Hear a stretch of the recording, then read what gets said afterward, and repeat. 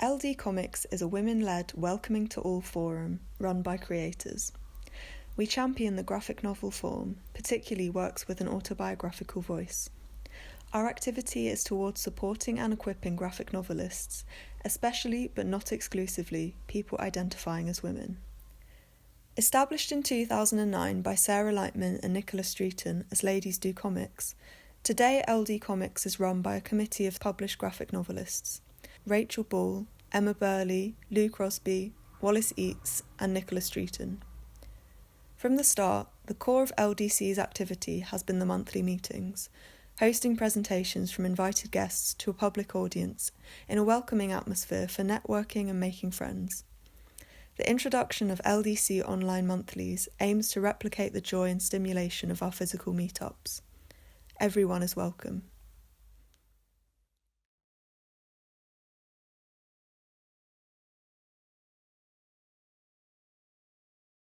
So, yep, I'm Tim Bird. I live in Winchester and work as an illustrator. I grew up in Yorkshire before moving to London, and then moved to Winchester about 3 years ago. I started making comics about 15 years ago. At first, I just posted them online and then started printing them at home and selling them at comics fairs and comic shops. And through doing that, I made friends with a bunch of people who were making a zine called Tiny Dancing. And I started making comics for them. And the panel shown here is from my first short comic that was published in Tiny Dancing issue 6. And it was called Suburban Dreamer, and set out the themes that have recurred throughout my comics ever since. And the Tiny Dancing crew turned their hobby into a comics publishing business called Avery Hill Publishing, and they've gone on to become established as one of the country's leading independent comics publishers. And I've been working with them ever since. They published a series of short comics I made called Grey Area, and 2 longer graphic novels. And I've also self-published some short comics. But I'm going to talk about my new graphic novel, which is called Adrift on a Painted Sea. Basically, making the book was a way of showing off my mum's paintings. She'd painted throughout her life as a hobby and accumulated an enormous body of work, which filled up drawers and cupboards around her house, but they were hidden from the world. And then in 2018, she was diagnosed with cancer, and I felt this urgency of trying to help her display and make a record of her work. So I set up her website for her, and she got into Instagram, but it didn't really go much beyond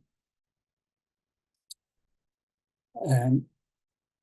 But I started making a series of poster zines. So each zine would have a print of one of my mum's paintings on one side and a short comic recording my memories of that specific painting and location on the other side.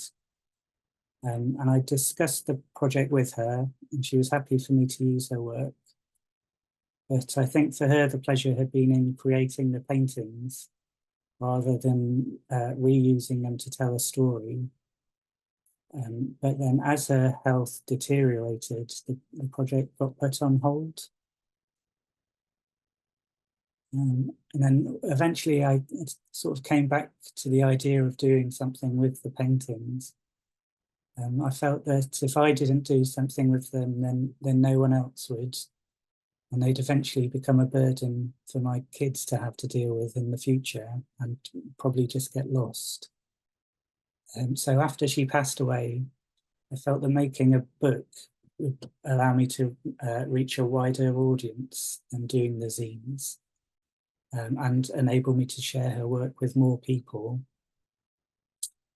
I think a lot of people accumulate stuff like this through their hobbies over a lifetime. So even though I thought that she was a talented artist, the paintings were just things she'd done because she enjoyed the process and found painting relaxing. But what was special to me about the paintings was the connection they had to our family and how they record specific moments like family holidays. And I put these 3 images together here because they show her sketchbook work and how that went, how she developed her sketches into paintings. And then I've sort of reused that painting as a panel in my comic. So in the comic, it's in the context of a story.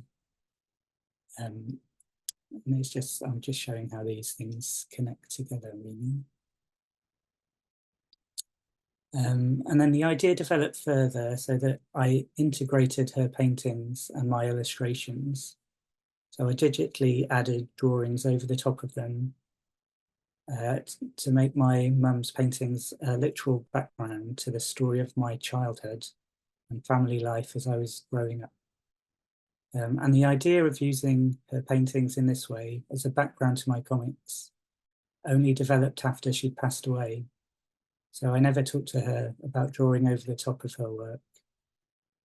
But I don't think she'd mind, and I've done it in such a way that the paintings remain the focus of the page, and any important details in the work is still clearly visible. And this is a double-page spread from the book, showing one of my mum's paintings of the coastline, with my memories of being in Saltburn by the sea superimposed over the top. So it says, in Saltburn we stood at the end of the pier, and the wind blew my daughter's hat off her head onto the sands. We watched as Dad ran back to save it. We rode the funicular lift to the top of the cliffs and ate fish and chips looking out to the North Sea.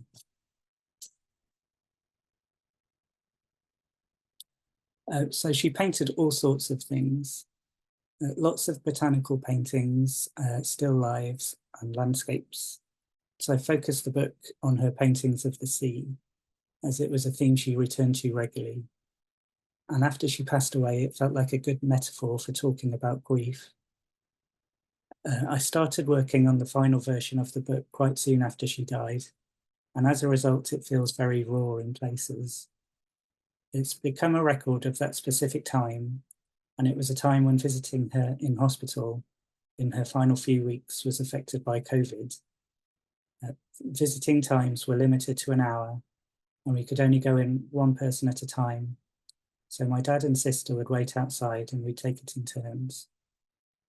In a way, we were lucky though, because a few weeks previously, we wouldn't have been able to see her at all. But I think that experience affected the way I felt after she died, and making the book ended up being a way for me to process my grief and put my feelings down on paper. I think making the book in a way that felt collaborative, so using her work and looking back through her sketchbooks, helped me work through this. I felt like I was working on the book with her, and in a way, I was trying to keep her alive. So this is another spread from the book, and it says, "Did you cough? Sorry, it's all these tablets they make me take. They said you might be able to come home soon. Oh, I don't know about that. We'll see. I have to go. I'll send Dad up. I love you."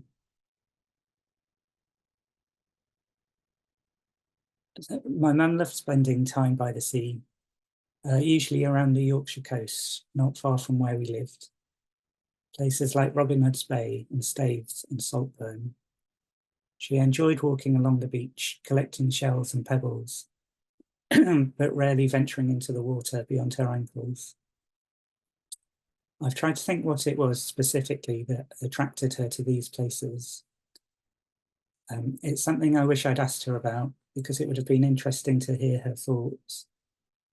I remember her telling me that she'd wanted to be a marine biologist when she was young, and would often look in guidebooks to identify different species of seaweed and things. So it was something that was there from an early age. I feel as though I've inherited her love of the sea, and for me, what I love about it is the enormity of the landscape. It feels like a place where my anxieties are put into perspective and I'm connected to nature. The idea of the sea can mean many things to different people. It's a blank canvas that people can project their feelings onto. It can be stormy and frightening, or calm and peaceful. It can be wild or welcoming. For me, it's a place that's tinged with nostalgia, recalling an idealized version of the past. It's a place that has inspired artists and writers throughout history in many ways. I'm interested in landscape writing and the connection between place and personal experience. How you can explore a place physically and also uncover its history through people's memories and stories, like the folklore of specific areas. I previously wrote a graphic novel called The Great Northwood about an area of South London where I used to live, which used to be covered in forest. I like how old landscapes leave their mark on the present through place names like Forest Hill and Norwood. And since moving to Winchester, I've started thinking about the history and landscape of this place and how my own story fits into that, which is starting to develop into a new project. I like to create work which focuses on the small, quiet moments of everyday life. And comics are a good way of doing this, as they're a visual medium and allow me to communicate ideas wordlessly. In Adrift on a Painted Sea, I try and use the imagery of the landscape to describe my emotions. So there was a period of time when I was travelling up from Winchester to Yorkshire every weekend to visit my mum in hospital, and I found it hard to listen to music or the radio in the car. So the motorway became this quiet, reflective place. And I think comics are particularly good at showing these quiet moments, perhaps ironically, given the popularity of highly action-packed comics. But a comics page can be constructed from a regularly repeating grid of panels, showing snapshots of time, creating a rhythm which forces the reader to slow down and linger on these moments like a visual form of poetry. As well as being enthusiastic about drawing and creativity, my mum loved learning about art history. And we as a family would often have day trips to visit art galleries across the country. She would read about specific artists or movements, often quite obscure, and arrange a holiday around a gallery or museum. These interests would come and go quickly. She was always inspired by something new. I remember her getting interested in the Bloomsbury group, artists and writers from London in the 1920s, and organising a holiday to Lewes in East Sussex so we could visit Charleston House, the country home of Vanessa Bell and Duncan Grant, where the walls and furniture have all been painted in bold colours and patterns. We had similar trips to Glasgow to see work by the Scottish colourists, London to see an exhibition about the Camden Town painters, Salford to the Lowry Centre, St Ives to see the Barbara Hepworth sculptures, and on and on. I think my sister and I would have preferred a holiday somewhere hot and sunny, but it's left me with an enjoyment of seeking out art away from the mainstream. I think these explorations of the country have left me wanting to include something of a sense of Englishness in my work, a universal ordinariness that I hope resonates with readers. Rainy holidays stuck inside a caravan, or a flask of tea sitting on a bench. I included commentary from the shipping forecast in my new book to try and capture this feeling, something identifiable and familiar, yet also mysterious. The shipping forecast combines a sense of adventure, like Swallows and Amazons or the famous Five, with a British eccentricity in the way the weather is turned into something very abstract. A series of mysterious sounding place names, like Lundy, Fair Isle, German Bight, and Dogger, with unexplained numbers and information. The language becomes something close to poetry, and recalls specific memories for me of late night radio and being alone. It felt like a way of talking about grief. So recently, I've been putting together an exhibition of my mum's paintings, which will be on display in an art gallery in Harrogate, near where she lives. The opening is this Friday, so anyone in Harrogate for Thought Bubble this weekend is welcome to come to the opening night. The exhibition will remain on until March. It's nice to feel that I've come full circle, back to the point of celebrating my mum's artwork, and creating the book was part of the journey which enabled me to do that. It's nice that the paintings will have a bit more life outside the drawers where they've been for so many years. It makes me ask myself what will happen to them and all the others after the exhibition. I feel reluctant to sell them, but I like the idea of them being visible. So I'm going to look into the possibility of donating them to our hospital or nursing home where they could be put on display. So on the subject of Thought Bubble, I'll be taking along my latest project, which is a self-published, semi-fictionalized archive of my street. It's called Commonplace and is a box set of zines, maps, and illustrated material.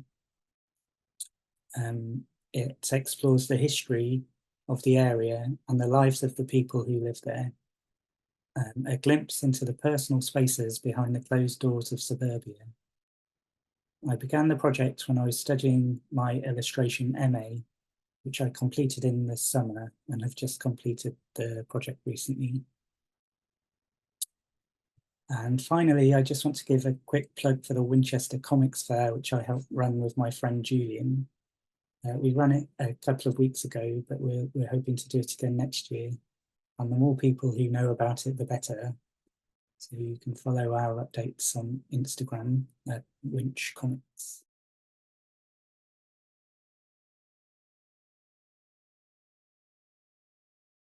I'm Miriam. This is my book, Eleanor, A Handmade Life.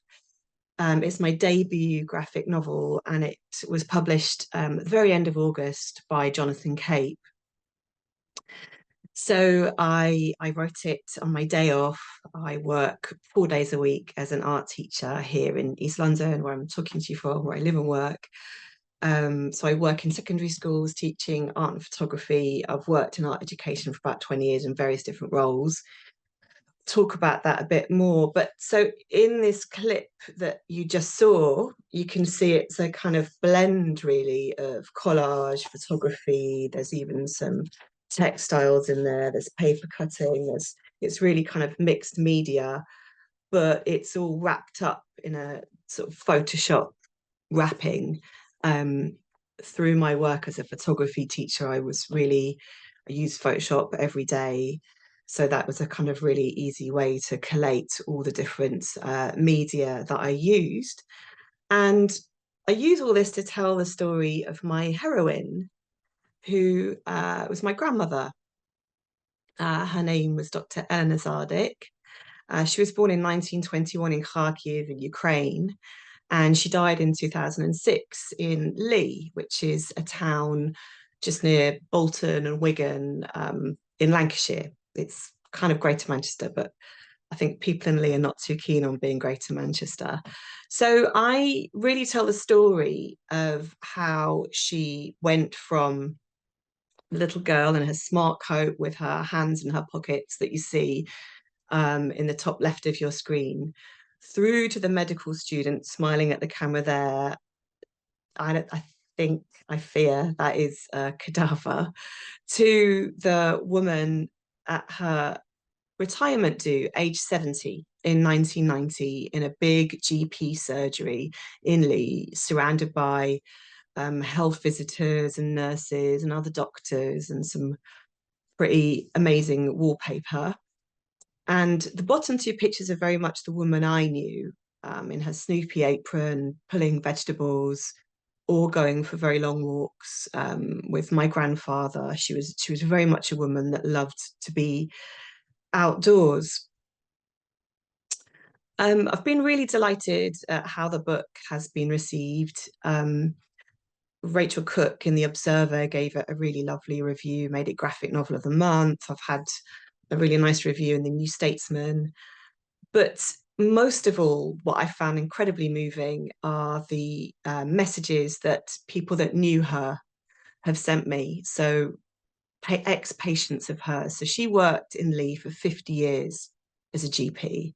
As a town of 50,000 people, and obviously people have had a very different connection to their GP than we do now. So everyone knew her. You couldn't go anywhere without everyone coming up to her. You couldn't go and, you know, just post a letter. So I've had some really moving messages about how my grandmother helped get unsuitable living conditions sorted out for people being rehoused, and letters from people that knew her a long time ago. So it's just been this really lovely thing. And then obviously people that didn't know her saying nice things about how it's made them think about their grandmother, or just all different ways that people that have connected with it I have found just incredibly moving. So I thought I'd just show you some key spreads, some sort of edited highlights from the book. She was born during the Russian Civil War. So that in the 4 years after the 1917 Russian Revolution, there was a civil war. And she has 2 birthdays as a result, because when she was being born, the calendar was being changed from Julian to Gregorian. Cue lots of teasing from her children and grandchildren about her being like the Queen. And she was a refugee twice. So when she was very young, the family moved to Leipzig in East Germany. And then when she was not quite 17, she moved to the UK. And she was born into a very small family in Ukraine. Her parents were Lithuanian and they were first cousins. And so her grandmothers were sisters. So she was from this really kind of small family, and she was an only child. And when she was a young girl, they lived in Leipzig, as I say, and they shared a room with another family with a curtain separating their space from the other family. And one day she peeked behind the curtain and she witnessed someone having a cupping treatment. And it just sparked this fire in her. She was really curious as to what this cupping treatment was. And that was really the start of her wanting to be a doctor. And from then on, from that very young age, she was very sure that that's what she wanted to be. But this was set against the rise of Hitler and Nazi Germany, and they were a Jewish family. And so really by 1936, it was clear that she needed to leave.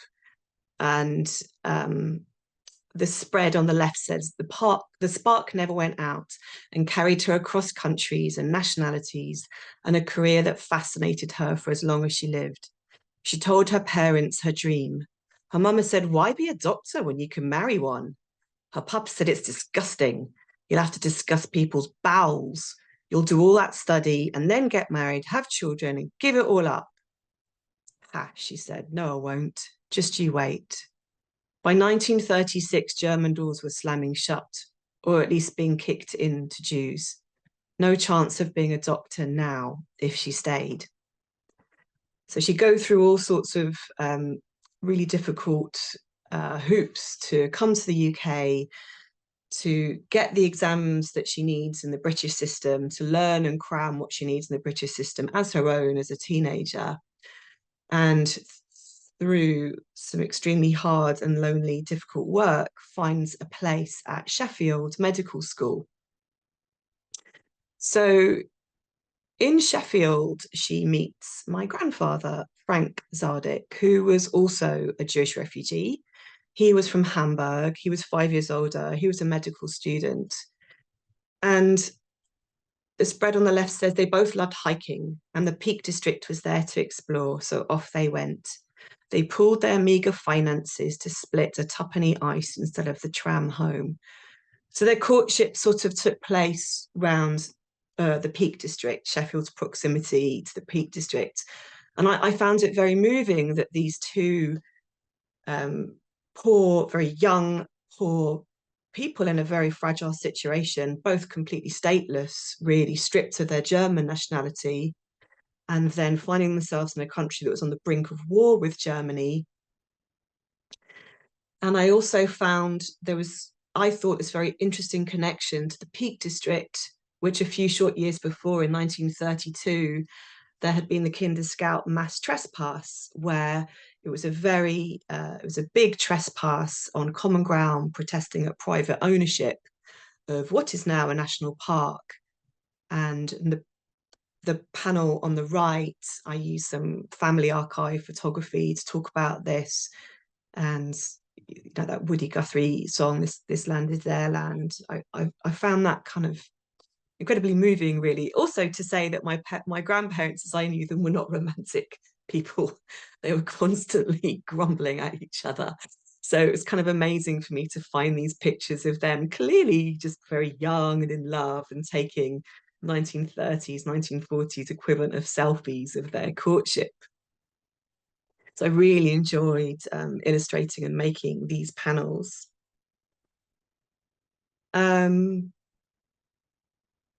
So the black and white painting on the left, I talk about how they got through the Second World War. My grandfather was interned because there was a policy of the British government interned all Germans in the UK, whether or not they were Jews, whether or not they were here because of their political opposition to the Nazis, or if they were here because of their sexuality, or all the different ways in which people fell foul of the Nazis. He was interned on the Isle of Man and then in Canada, which is extraordinary, really, to think of in 1941 at the, you know, really as the war was kicking in, that there were the resources to intern people to across the ocean to Canada. But that's what happened. Meanwhile, Eleanor was finally qualifying as a doctor in Sheffield when her first baby, my uncle, was 6 months old. And really, the war years just saw incredible hardship for so many people across the world. Eleanor would be a night warden in shelters in Sheffield. Sheffield had a really nasty blitz. The German planes would drop any leftover bombs on Sheffield as they were on their way back from bombing the Mersey. And she was really, it was a very working class area where she qualified. The living conditions, how people live, were absolutely dreadful. She was really, you know, shocked. She'd go and see families living in awful conditions. And once my grandfather's status as a German Jew and his citizenship had been worked out, he was a doctor in the British Army, first in West Africa and then in South Asia. So they were very far apart. She had no family around in the UK. She had 2 small children, kind of really by her early mid-20s, and in a time before maternal rights. Yeah, so just incredible kind of resilience. And I draw parallels to my own experience as a young working mother, and just really wondering how she coped, quite honestly.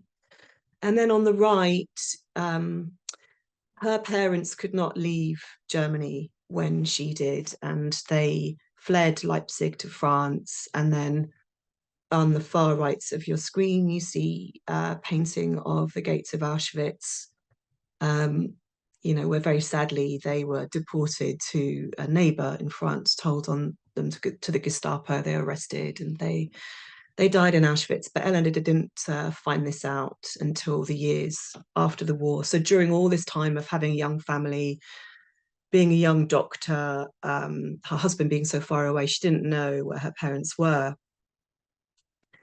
And then this panel, I think, is really where the story sort of broadens out. So there's the story of, you know, Jewish diaspora and the Holocaust, but then I think her story and my grandparents' story is very much a story of post-war Britain and the immigrants that came here and built our public services. Because the panel on the left says, she said the founding of the National Health Service in 1948 was the best day of her life, even better than the births of her own children. For, she said, her babies' births were a joy for her and granddad, but the health service was a joy for everyone. Thinking of that family of children back in Sheffield dying one after the other, well, my granny's busy, wonderful hands. I jump forward in time and I talk about how I would hear a lot of her stories during my 80s and 90s childhood. Lee had 3 collieries. They moved to Lee in Lancashire in the 50s. And she would tell me these stories often in the context of the miners' strike and the aftermath of the miners' strike. So just to explain, you know, she talked about how it was in the war years, going to houses where people would have to pay for her healthcare. And if there was a sick child and they couldn't afford it, and how awful that was for her, not being able to kind of, she wanted to offer it free and she couldn't do that because she had a boss that counted her money. So I really thought about how both her and my grandfather worked in the National Health Service from its founding for over 40 years each, and the effect very much embedded in their community, and the effect that the history of things like the mining strike, what it happened to the jobs and the people and the patients in their communities.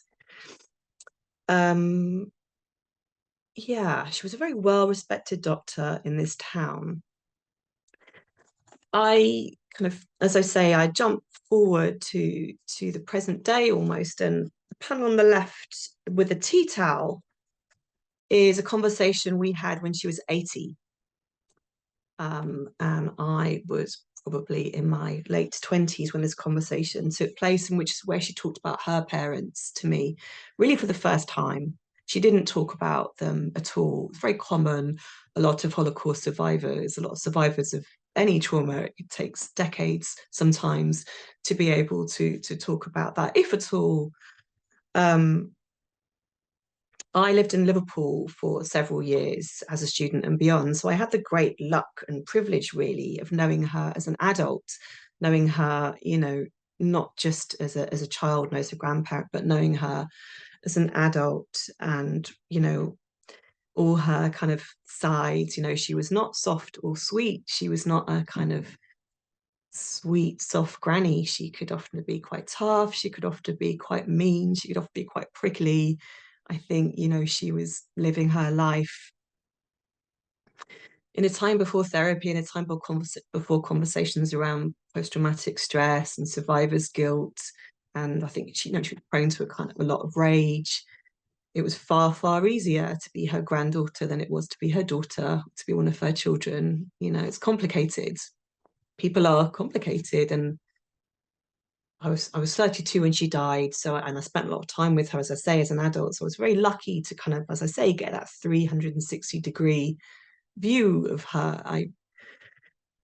And the picture on the right is that despite all the kind of sadness in her life, she was also a very funny woman. She was a very inappropriate woman. She would tell very unfiltered stories about her patients. We all knew the facts of life from a very, very young age. And she was hilarious. You know, she was many things like we all are. She was fantastic company. She was a very clever woman.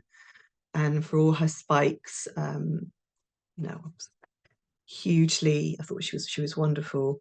But yeah, here she is, age 7, telling me a story about a sort of major contraceptive failure on the part of one of her patients. So as you'll have seen, I'm not really a cartoonist. I had to really find my voice with this book visually. My background is very much craft and applied art. So for many years, what you see here is how I earned my living. I did a history and politics degree when I left school. I'm not from a family of artists or people that make a living through art. I come from a family of very practical public service sorts of jobs, teachers, and I always made art as a child and through school, but I never thought about going to art school. I never thought this was something you could do. And then a chance meeting with an old friend at Glastonbury who had a spare bit of space in their studio. And I'd been taking mosaic classes. I started to take it much more seriously, took the studio space. And for a long time, this was how I earned my living. I did big commissions with architects, community groups, nursery groups. The top 2 images are in India, in the rock garden of Chandigarh, in the Punjab, which is where I did a residency. I don't know if any of you know it. It's a really famous outsider art centre, brilliant place, wonderful place to do a residency. Yeah, so I had to kind of work things out a bit while all that was going on. After a few years of making mosaics, I think I was getting quite itchy, and I started to make work to exhibit and started to exhibit with friends in a kind of more fine art way.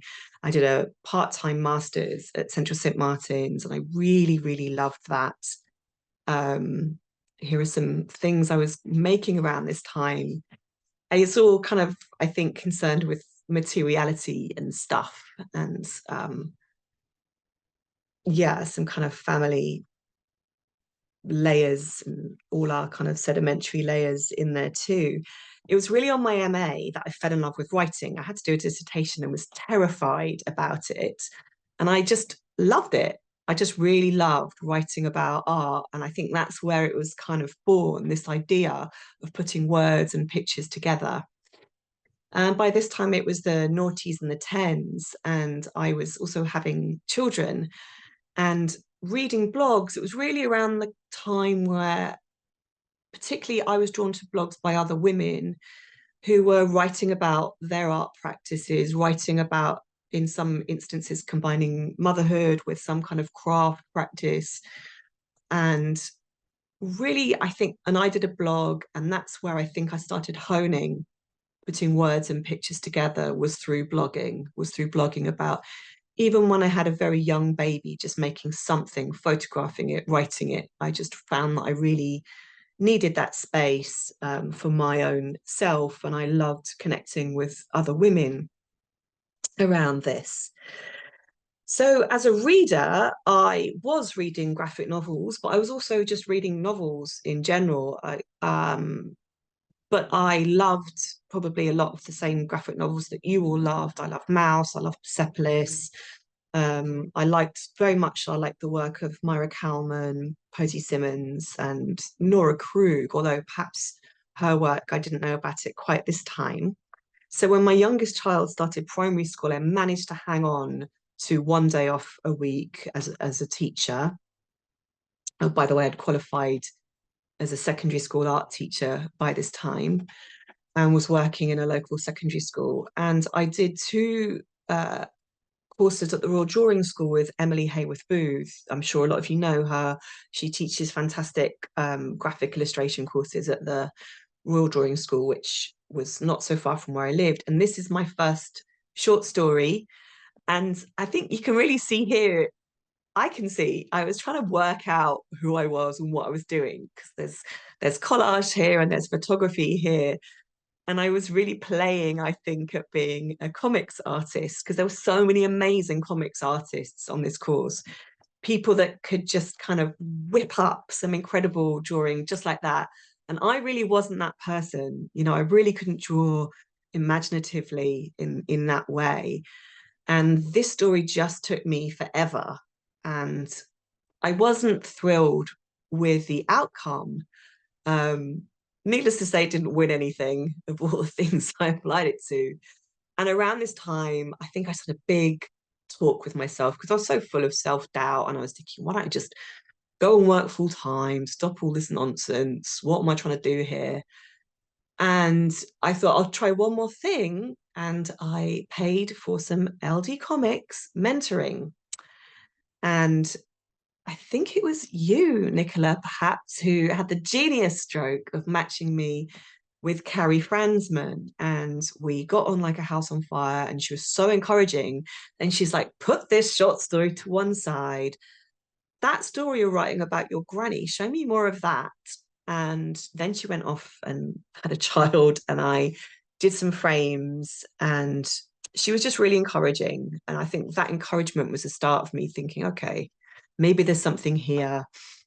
And I won a place. I applied for and won a place at the London Library, which is a beautiful, beautiful library here in central London, in a gorgeous part of London called St. James's. And I felt very strongly that the writing needed to be typed. I felt like the writing was really the kind of hanger around which the art would hang. So I won a place on a program they run every year called the Emerging Writer Program. So there's all my lovely new friends. There's the London Library. The yellow book is the anthology. So at the end of each year, they publish an anthology. And my entrance is there. I was the only graphic novelist on the course. This is a short story I wrote about my obsession with David Bowie. I was kind of experimenting with a sort of hybrid writing, drawing thing there. But I finished the first draft while I was on the Emerging Writer Program of the book that I was writing about my grandmother. I submitted it to agents, and I signed with my agent. And the program finished in the summer, and then towards the end of that summer, my agent Jonathan Cape acquired the book from with my agent, and so yeah, just really thrilled to find a home there. And here are, if you want to follow me on Instagram, I kind of muck about with things like these animations that I've made, very wonky animations of different spreads and different parts of my book. You can sort of see what I'm up to there. Post some new work, I post a bit of backgrounds, the book, post exhibitions and stuff. But yeah, I love following other artists on Instagram. So yeah, do connect and see what I'm up to. So yeah, that's all really.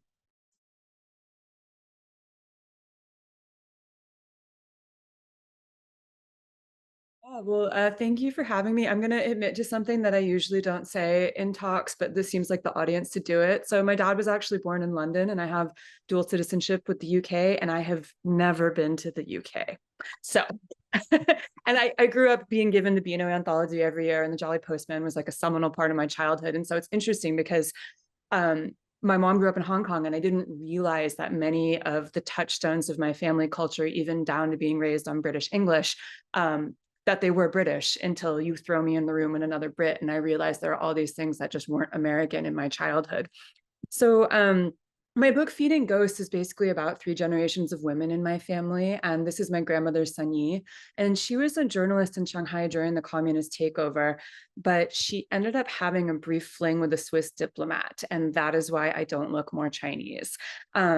So he ended up abandoning her and was never seen again. So my grandmother ended up a political dissident who was also raising a mixed race bastard child. And she was put through multiple years of surveillance and arrest by the new communist regime until her mind started to crack. And she and my mom eventually were able to flee to Hong Kong when my mom was 7 years old. And once they got there, my grandmother wrote a memoir called 8 Years in Red Shanghai, Love, Starvation, Persecution, that talked about what was going on in Chinese politics and what was done to her during this period. So it's so interesting, just the parallels between the 3 of us on this talk, because we all are in different ways trying to find the complex humanity of these matrilineal figures. And it's just so interesting because I appreciate that Tim and Miriam, you both have so much space where your stories breathe. And I am like, this thing crammed everything but the kitchen sink in. It was such a maximalist. But again, sort of like you, Tim, I had my grandmother's memoir to use as a scaffolding for this book. So once my grandmother wrote this book, she thought that it was going to put her in a place of financial stability, but it ended up being pirated and she got almost no money. But the small amount that she did get, she used to put my mom into an elite colonial boarding school. So my mom was raised by British expat teachers, and that's where she learned to speak English. But basically the instant she was safe, my grandmother had a mental breakdown and ended up institutionalized in Hong Kong's first mental hospital. And because of the stigma around mental illness, she would sneak out on the weekends to secretly visit her mom and never told anyone what was going on. So eventually she was able to come to the US on a college scholarship and brought my grandmother with her. So I grew up with Sun Yi and my nuclear family, but she didn't speak English and my mom didn't teach me Chinese. And she was also really heavily medicated on antipsychotics for the rest of her life. So I knew that something had happened to her, that she had been this journalist broken by communist rule, but it was not something that was talked about. And I think that was partially just because there was no language to discuss that trauma in a literal sense, but it was also that neither my mom nor my grandma had really been able to confront the past. So my response to all of these complexities was to literally run away. And I became somebody who really felt at peace in the deep wilderness and in really remote environments. And so throughout my 20s, that's what I was doing, is avoiding my family ghosts. But then shortly after I turned 30, I really had to come face the fact that this story was going to keep haunting me until I went back and finished the story that had broken my grandmother. So 10 years ago, I embarked on tracking down the past and traveled to Hong Kong and China with my mother multiple times to basically answer the question of what broke my family. And the way that I kind of keep the book moored is I throw the reader immediately into this relationship with me and my mom as we're in China. And I sort of spiral back out from there to look at how the tensions within our relationship were really all based on what was going on in Chinese history. And like I said, it's pretty maximalist. I open the book with a timeline that goes all the way back to the Opium Wars in the 1830s. And you might be wondering how I avoid crushing my reader with this barrage of facts and relentless darkness. So I bring in a couple of different techniques for that. And the first one is I guide you. I am in this book all over the place as a character. And my trusty paintbrush dinosaurs, Norbert and Winnie, who hold my supplies, they're kind of the visual devices I use to tell the reader, like, okay, we're in my studio, we're in the present, I'm giving you the context that we need. The other thing is everything in the book is rooted in my relationship with my mother. So that even when I'm talking about mass starvation and slaughter and genocide, it's always coming back to this relationship between me and my mom. And the third way is through cowboys. A lot of this book is really diving into the question of what does it mean to define yourself by a myth? And there is nothing more mythic in American culture than the cowboy. And so I frame this tension between myself and my mother through this lens of the cowboy versus the good Chinese daughter. And that was kind of what I found in the course of working on this book, is the conflict between us was really rooted in this profound misunderstanding of what things like family, love, and duty meant within the cultural systems we were raised in. So it's been interesting having this book out in the world for a while and getting a sort of overwhelming amount of critical response to it. And it's been really gratifying that people have sort of seen the points that I've been trying to hit, but the ones that have meant the most to me are the people who say that it's surprisingly funny, because I can't change the fact that it's really, really dark content. But part of what I love about graphic novels is that you can bring in all these points of levity, even when you're talking about really heavy things. So there's a lot of touchstones like The Little Mermaid, Viewfinders, the Royal Tenenbaums, where I'm bringing in the pop culture references of my childhood as a way to sort of temper the weight of the story itself. Tessa, Tessa, could I just check with you? We should be still on the first slide. Oh, did it not move? No, I just realized it didn't move. So, oh wow. Well, let's try that again. I don't know what happened there. If you maybe just give us a summary up to there very quickly. Screen sharing is paused. I can see I think it's your mother now, a photograph now. Okay, so yeah, this is just going through kind of the blitzkrieg of my grandmother, my mother. Just flick it to another one and then I'll see if it moves. Is it moving? No. I don't know what's happening. It's saying my screen sharing is paused. Do you want to come out of screen sharing and go back in again? I'm trying. Let me stop. Let me share again. Mm-hmm. All right. Is it showing now? Yeah. Okay, so we'll blitzkrieg back through. Grandmother, Swiss diplomat, write a memoir. Grandmother, me running away. Family in China. Everything grounded in relationship. Let's just see them. All right, we're doing like the flip book version. History, maximalist timeline. Me and my studio, paintbrush dinosaurs. Everything grounded in me and my mom.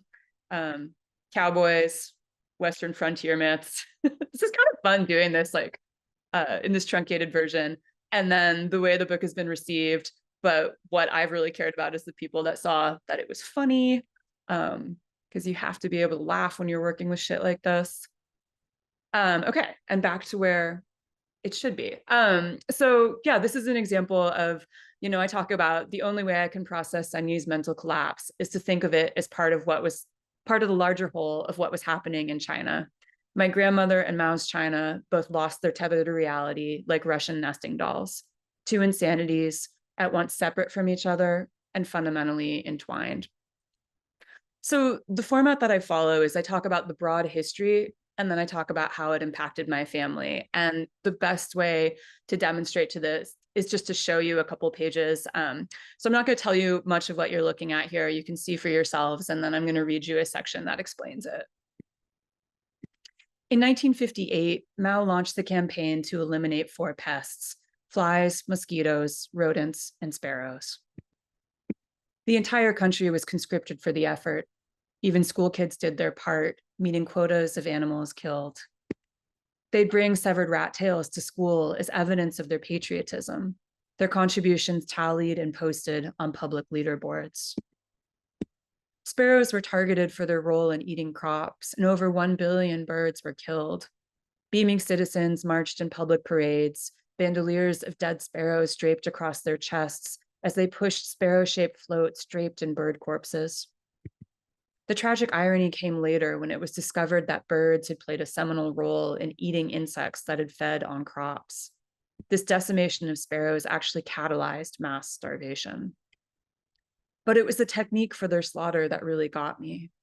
In it, I saw echoes of what happened to Sunyi. Rather than killing the birds up directly, Mao largely took an oblique approach. He mobilized the masses, turning out the whole nation with pots and pans. For days on end, the loyal patriots made raucous noise anytime the birds tried to land, keeping them on wing until they dropped dead from sheer exhaustion. In the end, they were destroyed by their own fear.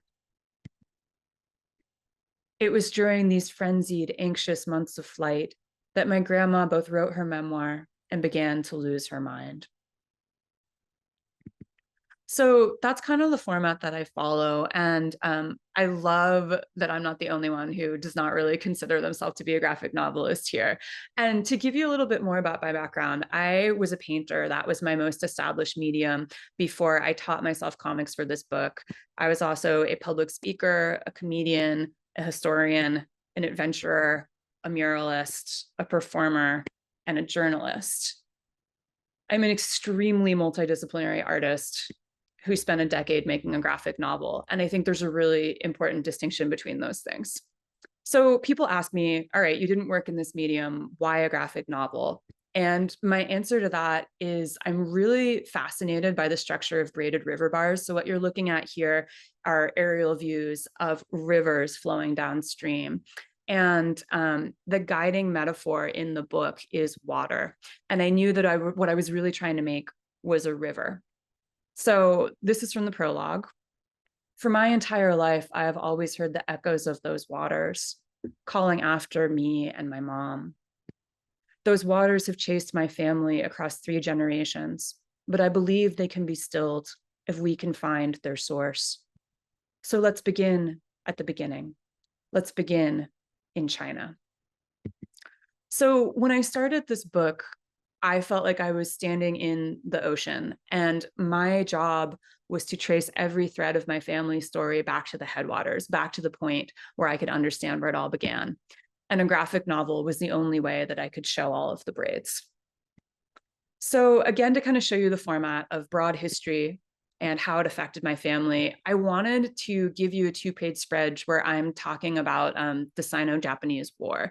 And this, I think, explains why a graphic novel is the only way I could have told this story, because I'm able to bring in these accessible, lightly humorous visual metaphors that balance the darkness of the subject matter while showing the process and emotional toll of studying history and illustrating how our parents are inadvertent gatekeepers who hold the only keys to the family story. And this ability to control time and be telling so many different aspects of what it means to dive into history is something that you can't do in just a wordsies book. So how did I actually make this thing? Like I said, my background was as a painter, so none of it is digital except the text is a digital layer, and it's all drawn by hand in Japanese brush pen. And I wish I kept track of how many of these I went through. It was probably 80 or so by the end. And I would grid out my templates pretty small and then use an analog light table where I would have to hide under a trash bag so that it would be dark enough to get to my actual final paper. And I worked in 5 different studios on this book because of how long it took. And the last one was like a weird uninsulated attic above a former barn. And so I'd have to wear like all of my outdoor gear. And I drew the whole book during the depths of COVID. And so I just had this moment where the most part, I didn't use reference pictures, but there was a scene where I had to draw my mother cradling her mother's corpse. And I was like, oh, that's kind of tricky. And just finding myself like alone in an uninsulated room, bundling a sleeping bag into the position of a corpse during the middle of COVID while making a book about intergenerational trauma. I was just like, why the fuck am I doing this to myself? Like it got really heavy. So I made games for myself throughout. I made a little rule that retaining sanity required me to have the number of times there were cameos from my paintbrush dinosaurs be at least equal to and ideally greater than the number of times I had to draw my crying mother. And so I literally had like a little piece of paper above my drawing table where I would keep track of dinosaurs to crying mothers. The other thing that I did to give myself some joy is I would give myself these 2-page spreads where I kind of just allowed myself to let go of the comics medium and sink into the fact that I am at heart a painter. And I called them my guitar solo pages, but they were also just like little morale breaks to allow myself the comfort of just sinking in to drawing without having to be so precise and so structured about how panel and layout were going to have to fit in. So to give a sense of scale, these are the original pages. They're about 9.5 by 12.5. And I calculated that it was 4,000 square feet of drawings. And to make that a little less abstract, that's about the surface area of 18 elephants. And because this process required so much research, people ask, where did you start? And I say, I came back from China having gathered all the logistical puzzle pieces I needed to form the bones of this book. But my heart wasn't ready. I began from my usual place of pragmatic tenacity. Accessing brute strength was easy. What proved much harder was finding the force of my compassion. So in the beginning of the book, I was really hiding in history, and I read when I don't know what to do. And I spent a couple years just really educating myself about my grandmother's life and what was going on during the communist rise to power that had caused her to lose her mind. So once I had done that, I also had to teach myself about comics and graphic novels because I hadn't read them and I'd never worked in them. So what I would do is I would go to the library every week and I would just grab graphic novels at random, specifically not just going for the best ones, because I think sometimes you learn more about things that don't entirely work. So I'd bring them back to my house and I would do little sketchbook critiques and kind of draw on the style of these different artists so that I knew what I was gunning for. So by the time I started Feeding Ghosts, I had a really, really clear sense of exactly what I was trying to build and exactly what I was trying to take from all of these different readers. And that became my North Star. This is a picture of my potato harvest one year. And I'm showing you this because I think coming into this meticulous and fluent in other mediums, it wasn't that I was coming in green as an artist or a maker. It was something where I knew the rules of other ways of making. And so it meant that I could break those rules because I didn't come up in comics. I didn't have that sense of there are things that you can't do. And so I think it was actually a really great joy to teach myself comics in my 30s with no prior exposure to it. And then I lived alone in an off-grid cabin for half a year and got the bones of the written structure in place. So Miriam, like you, the writing is really at the core for me. And I also went irrevocably feral and never really rejoined society. So what I did is I was caretaking a 94-acre property for this thing called the Penn Northwest Wilderness Writing Residency. And I walked to the river every day until I found the 11 epigraphs that became the bone of the book. And for me, those epigraphs were the thing that gave me the architecture of what I was trying to build. And I needed to have that solid before I could really start doing any of the drawing. So I wrote a 10,000 word outline, which was definitely not a script. It was more like a creative nonfiction essay piece, and then started turning that into a written work. So then I gathered and sorted the material to braid. And what that looked like is gridding off one of the walls of my studio where I could keep track of the 6 different timelines that I was weaving in and the different materials that I was trying to work in, and keep track of recurring themes and look at all of it at once. And so I basically made a color-coded map of the entire book on my wall so that I knew that each section was containing all 6 different time periods and was interlacing primary documents, historical context, family photographs in somewhat of an even balance. And then, like I said, it was all the braids of the river. I was tracking the whole water system. So the last part, which took me about 3.5 years, was braiding, which was drawing and writing the actual pages. And I drew the whole book simultaneously, which I do not recommend. And to explain why I did that, like I said, my background was as a painter, and my solo shows would always be one body of work that would organically evolve. So I might work on like 7 or 8 paintings in the course of one day, and they would all cross the finish line together. And each piece would start, or each show rather, with a line of text that I would get stuck in my head. So this is from a show called In the Eye of the Storm.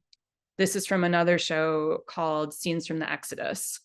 And this is from another show called How Goes the Battle. And so for me, this sentence would come into my head. I would need to spend 3 to 6 months making the work to understand what that phrase meant. So in the case of this book, the phrase was, someone has to feed the ghosts. And instead of 3 to 6 months, it took me 9 years, but it was the same process of needing to have all of it as one piece simultaneously. So where did I even start with that? I would draw the book according to section, and I would punch holes at the top so that I could put them all on the wall. And like you can see, I wouldn't finish them before starting new ones, and was working on the whole book, popcorning it out. And since I obviously couldn't have a 4,000 square foot wall, I used a program called Scrivener that allowed me to basically have an infinitely large wall. And I made the whole book popcorning around until I had something that was almost complete. But I think I drew for multiple years before I had more than 3 sequential pages. So I like to talk about the Lord of the Rings with this book because this was me when I started, and then this was me towards the end. It's like you have no idea what it's going to take out of you when you undertake a quest this large. And by the end of it, I was just like, please, for the love of God, give me human interaction. This was so, so lonely. So more than 2 years into just straight drawing pages, I finally had enough that I could print them out, borrow a sculptor friend's wall, and walk my editor literally through the structure of the book. And that was when I was finally able to show her what I meant by I'm making a braided river. And every section of the book ends in water. And when I put them all on the wall this way, I was really able to see, like, these are the tendrils, this is the flow, this is why water is everything. And I literally walked my editor through how all of this was being tracked. So I wanted to end this just by using Dr. Seuss's Star-Bellied Sneetch Machine, because the book is about loss of language and culture, mental illness, intergenerational trauma, history, complicated mothers, isolation, colonialism, and mixed race identity, but also surprisingly funny. And it kind of created a weirdo graphic novel that I've been really gratified to see is like people are getting that it's a multidisciplinary thing that just happens to take this format. And it really is at its heart rooted in the story of my mother, her mother, and me across generations and countries.